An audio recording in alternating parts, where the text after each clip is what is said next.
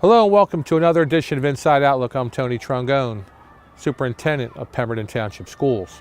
In this edition, we'll focus on personnel and particularly in the technology and operations departments. In technology, we had recently had a resignation and also a retirement. So we had to fill those positions. So when interviewing for the position of District Information and Technology Officer, we had two excellent candidates. And so what we decided to do is take those two candidates on, one being a director of technology that would oversee the department, and then underneath that position would be a district information and technology officer.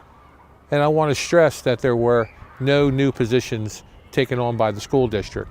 So we had two openings and we replaced those two openings with two outstanding candidates. That being said, in the department, we look at the Director of Technology supervising that position underneath of that person for District Information and Technology Officer. And the District Information Technology Officer will oversee the building techs as well as the network folks. The Director of Technology will, as previously stated, oversee the District Information and Technology Officer, but also we have two employees that deal strictly with information and data. But another point I want to stress is the fact that we are a one-to-one school district in regards to technology, which means that every student in grades 6 to 12 has their own device to take home. And what we found out is that we need to provide those students with the technology and access to that technology every day. So the goal of this department is to provide that access when those kids walk in the building every single day. That technology will be working. The second part of this edition, it focuses on personnel in regards to operations. So I now oversee operations, and we have hired a new person that would be a net new position called the Director of Support Services. And that person oversees the custodians, the maintenance, food services, and transportation.